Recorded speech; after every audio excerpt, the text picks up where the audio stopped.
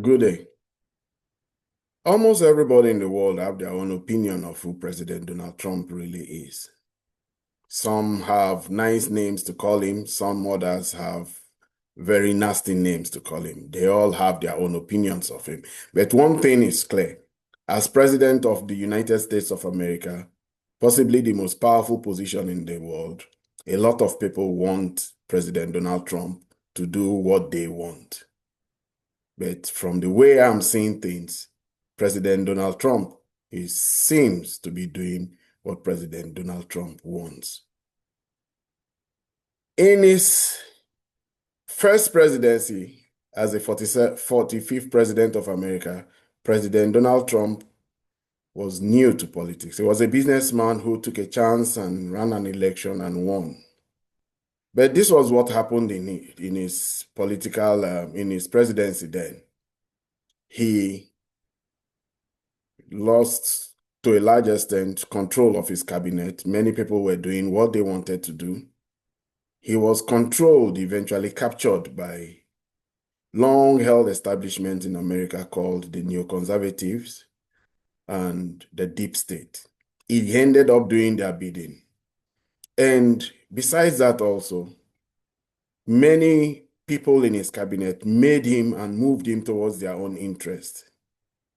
He was also bullied repeatedly by the Congress, then led by the Democrats, and ultimately he was impeached twice. So Donald Trump was not such an effective president in his 45th presidency. But just a few months into his 47th presidency, Donald Trump has shown exceptional political dexterity, deft moves, as I see it. I think Donald Trump is beginning to show that those essential ingredients that make politicians who they really are, and why we call politicians JANUS, the Roman god of change and transition, while politicians are said to be duplicitous and two-faced. President Donald Trump has shown in his new iteration as the 47th president of America that President Donald Trump will have President Donald Trump's way and not the interest that wants to use the presidency of the United States of America to have their way. Good day and welcome to my channel, Ibimo Amungo's Perspective on Global Affairs. If you're new to this channel, please subscribe. If you have any opinions about the ideas I express, please put them in the comment section. There is a Roman god called Janus. He's the god of new beginnings and the passage. Most times, politicians are compared to Janus because he has two faces. But there's a reason why the Janus has two faces and why politicians adopt this rule. You see, politics is the duality of politics symbolizes the complex nature of politics, where decisions and actions can have multiple interpretations and have multiple impacts. So when you look at the fact that politics is something that many people have an interest in, using someone who is just transiting at the beginning, they shape policy, they shape opinions, they shape directions of government. That duality of politics, which is like two-sided, it can go in any way.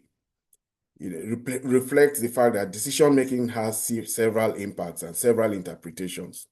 Besides that, politicians tend to show different parts at different times. They have their own interests, their own personal interests, their own makeup, and they also have to show that subject their own interests to the interest of the nation, national interests, interests of their families, their tribes, their groups, and where they have influence or where they have a sense of belonging and identity.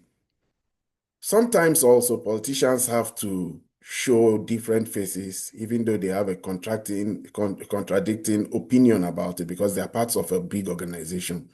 So sometimes they may have contrasting views. And for that fact, they have to show different persona in different interest groups and different positions.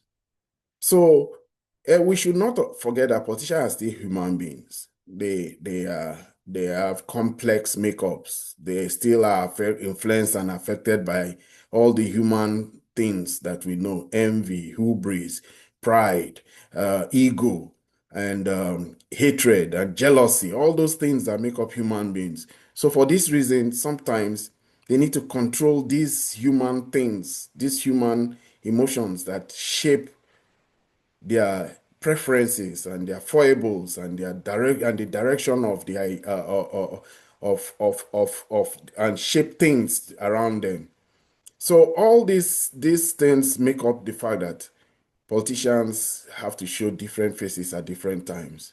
But if any of them, most of the times, politicians are also at the very beginning of transition. Why I say this is because there's different color to the presidency of every American president. They start out differently and set out different directions that they want to go to and have different priorities. The priorities of the Obama presidency was different from that of the George Bush presidency. It was also different from that of the Biden presidency. They all have different pools and directions they want to move towards. But one thing is always clear with politicians. People want certain things of them. Usually in some places, politicians are assumed to be like a politician, like a president. It's assumed to be the source of so many policy directions and so many actions that may be economically beneficial to a lot of people. That economic influence that they have sometimes is the reason why they have a lot of people wanting to be around them, wanting their own way and all that. But policies sometimes are very different. So let's take this presidency of President Donald Trump now in his 47th iteration. It has really changed. This is not the man we knew in the first presidency. Starting off with Doge. President Donald Trump had the biggest support from Elon Musk. And Elon Musk's stated goal in being part of this presidency was that he wanted government to become more efficient. He has stated it, and that was the main cause of his following Trump, investing in Trump, among many other reasons. But government efficiency was what he really wanted. And while he was calling for the reduction in the size of government and the reduction in the deficit budgets of government. That was his stated intention, and that was why he so heartedly threw himself into being a special government employee for the time he was the head of DOGE, Directorate of Government Efficiency. But when the budget time for budget came, President Trump's budget was way, way, way different from what was the objectives of Elon Musk.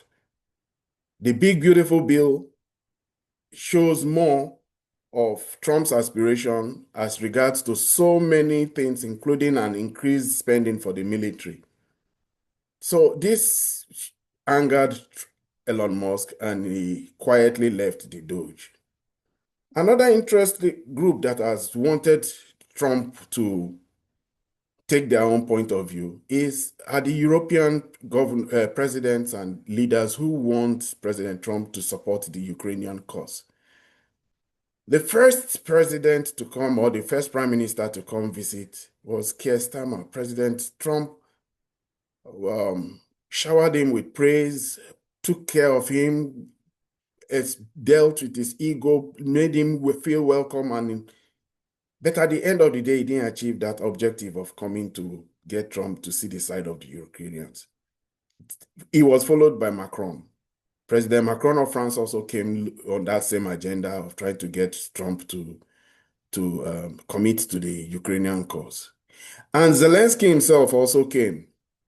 And Zelensky was ambushed in the White House and was given a shellacking by the cabinet, members of the Trump administration, including J.D. Vance. So the aspiration of those group of people who want Trump to support Zelensky is hanging there because Trump just veered and said, let's choose the path of peace. Peace is the way he's using to stave off further further interest or further pressure from that group. He has opened dialogue and he has started to talk to the Russians. But even the Russians have come to see a very duplicitous part of President Trump. While he is talking and trying to make peace with them, he has come with two different sets of envoys. One, Kit Kellogg is the president's envoy in Ukraine, and Kit Kellogg has a vision of the end of the war that is so far from what the Russians want. But Trump has also given the Russians a very sympathetic, leaning envoy in the name of Steve Witkoff. And Steve Witkoff leans towards the aspirations of the Russians. But then, at a time when where they felt they were making a breakthrough with Trump and his government and the CIA presided over a near destruction of the nuclear bomber fleet of the Russian nuclear triad, orchestrated by the Ukrainian SBU. That has shown that Trump may be looking for peace, but he's still looking for the national interest of America. Even though he denies America's involvement, it will still be to America's interest if the Russian bombing fleet were completely destroyed. Another group of people, too, that have also wanted Trump to take action in many instances are the group called the neoconservatives. And that group called the neoconservatives are pushing for Trump to continue the war in Ukraine, support Ukraine, and even possibly continue wars. They try to lead him into wars in Africa, wars in the South China Sea, wars with China. But Trump has always shown a personal preference of not starting wars. While he ratchets up rhetorics of America is great, America has the best arms, and America, his history for long shows that he personally does not like wars. He laid it out on George Bush for starting wars. He also had Dick Cheney for being a warmonger. So he always stated this long before his presidency that he was not a war-loving president. But that doesn't seem to be the case. The neocons will sometimes push him and he will make moves that seems to show that he wants to increase pressure and for the fact that he wants to stave off those neocons from pressure, he will give them some concessions. These concessions we see when he makes statements regarding Taiwan and Philippines and all those countries that form the island chain rings of around China, because that's where they want to move their next war to, the American neocons who want to contain the growth of China. So the first island chains and the priorities and military buildup of the first island chains that include Japan, Taiwan, and Philippines is also brought up. But yet, that is one other reality that Donald Trump is navigating through. But if anything has shown us that Donald Trump is moving to Donald Trump's own interests, it has been the movement towards dribbling his way from the realities being presented by the Israeli lobby. There is no saying no gainsaying that the Israeli lobby is one of the most powerful lobbies, if not the most powerful lobby in America. And the Israeli lobby has always lobbied for the interest of Israel well and above the interest of America. And one of the great unique things of the Israeli lobby is that they are bipartisan, but they've also divided themselves into groups. So one group takes care of the Democratic Party, another group takes care of the Republican Party. And in Trump's orbit, no member of the Israeli lobby is bigger than Miriam Aldelson. Miriam Aldelson is by far the largest donor to the Republican Party, by miles, female donor, that is. She has, and her husband, her husband is late now, she and her husband, Sheldon Aldelson, were the largest contributors to Donald Trump's 2016 campaign. They helped him even when he was outside the presidency. They even helped him in the defense or against the Mueller investigation. They investigation into the Russian interference. They even donated to his cause during his legal battles, under the Biden presidency. And even long before Elon Musk came ahead and donated $250 billion to the Trump campaign, Miriam Endelson had already kickstarted the donation to the Trump campaign when she donated over $106 million to his campaign. She has always had one request of Donald Trump: you must see to the interest of Israel. Well, in the 2016 campaign, the reward Trump gave to Marianne Alderson and the Israeli lobby that supported him was that he helped move he recognized Jerusalem as the head or the capital of Israel, and he moved the embassy, the American embassy, from Tel Aviv to Jerusalem. This time around, Maria Anderson has also been pushing for the recognition of the West Bank and Gaza and just one Israel, not one Israel covering the whole area of the Palestine Mandate as given to the early founders of Israel by the British, the Balfour Declaration. So this is where it is. Marian Anderson keeps advocating that Gaza and the West Bank should all be part of Israel. And this advocacy she has pushed is even at a time like this now that even the Gaza war is going on and people are saying all that the Israeli government is doing to the Israeli to the Palestinians in Gaza. But until recently, the pressure that Trump has met from different interest groups, business groups, all the people who want the presidency of America to shape policy in a way that will benefit them, none has come greater than the one that has been presented by Benjamin Netanyahu. Donald Trump signaled that he knew Benjamin Netanyahu's intentions when he let out a tweet when Professor Jeffrey Sachs had made a video where he claimed, and he has repeatedly claimed, that Netanyahu's stated goal is to always get America into fighting wars on Israel's behalf. And the latest war that Netanyahu was trying to push America into was a war with Iran. That tweet on Truth Social, please, you have to forgive me here. The word tweet, I think I'm taking as a verb to mean posting on whatever platform. But in this case here now, it is Trump has his own social media outlet called Truth Social, and it is through Truth Social that he has a megaphone that it lets out. So when he was having pressure from Netanyahu, his longtime friend, he put that statement by Jeffrey Sachs, that a short video that the Israeli Prime Minister wanted to push America using Donald Trump into a war with Iran. People thought that with that kind of pushback he was giving to Netanyahu, that he will not be part of this attempt to this war that has now eventually broken out between Netanyahu and the Israeli government against Iran. So when Trump started to put a lot of pressure on Iran to the extent of moving military assets close to and surrounding Iran, that seems to be a deft political move, clearly indicating and clearly signaling to Iran and to the Israeli lobby and to the Benjamin Netanyahu that the cavalry is coming. He is coming to stamp out the Iranian threat. He's coming to support them. He's coming to bomb them. And he even made a post on Truth Social that Tehran should be emptied.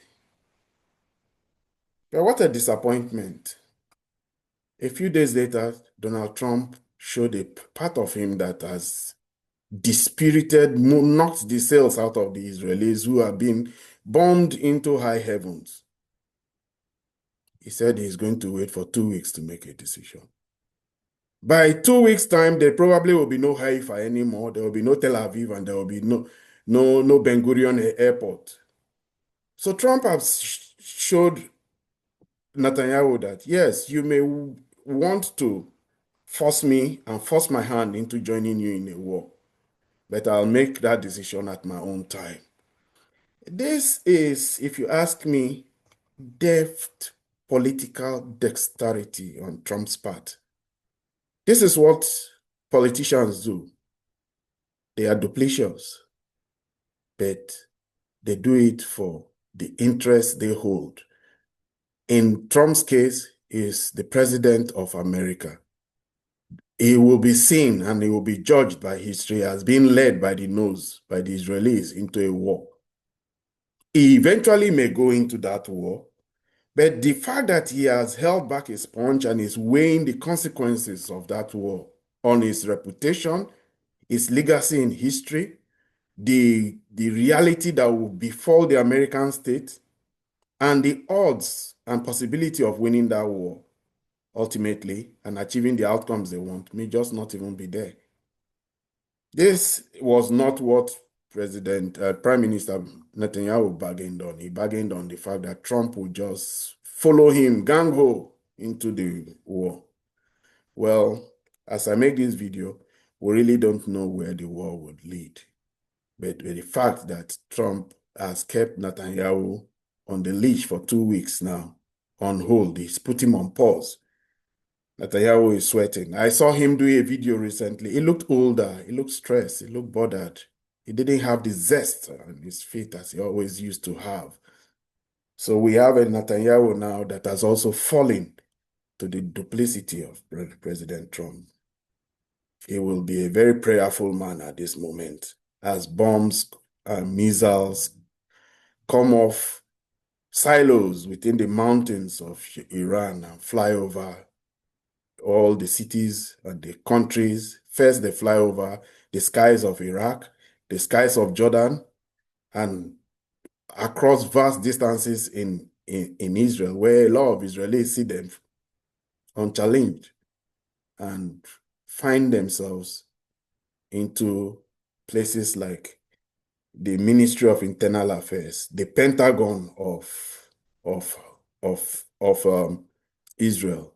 Meanwhile, the Iranians have said they know all the coordinates of the nuclear sites of Israel. They may rain some of their hypersonic missiles into those sites. There's a threat that there may be a nuclear catastrophe, not in Israel, but possibly in Iran. I mean, not in Iran, but possibly in Israel. If those hypersonic missiles, the Fatah 1 and Fatah 2 and Fatah 3 descend on above ground and highly exposed Israeli nuclear sites, everybody knows where they are. No, there's no pretending. And it is Donald Trump that is making Israel sweat now. Donald Trump has also made one person in his cabinet to change our course, and that is Tulsi Gabbard. In this his iteration as the 47th president, he has full control of his cabinet. This time around, he has had almost all he wants out of Congress passed without any controversy. They have not even the appointment of his nominations to be secretaries were done speedily and expeditiously. He has control of every single lever and institution of the federal government of America by the very sheer strength of his political savviness and dexterity. And in this time, sagacity, if I dare add. We have seen a totally different Donald Trump from the one being put forward to us and being presented to us as a bumbling, foolish man who does not know what he's doing. I dare say Donald Trump is a modern-day JANUS, a political dribbler who is dribbling every other person, keeping the whole political class in America in a state of uncertainty. They don't even know what next is going to do. In politics, they call it strategic ambiguity. Donald Trump is showing a dexterity in strategic ambiguity that has left his opponents and his foes and friends uncertain about his next action. And that uncertainty is making him meander through the maze and the hassles and the stresses and all that politics presents, including betrayal, treachery, all those things we know associated with politics. Is meandering his way through it. It is very early in his presidency, but I dare say that we are looking at history shaping man and I really don't know how he's going to do it going forward, but this is what I am seeing at this time. This is where I end my video for today. If you have any ideas as regards to the opinions I've expressed here, please put them in the comment section. And if you're new to this channel, please subscribe, like, and share. Help grow this channel. Thank you very much. Until the next video.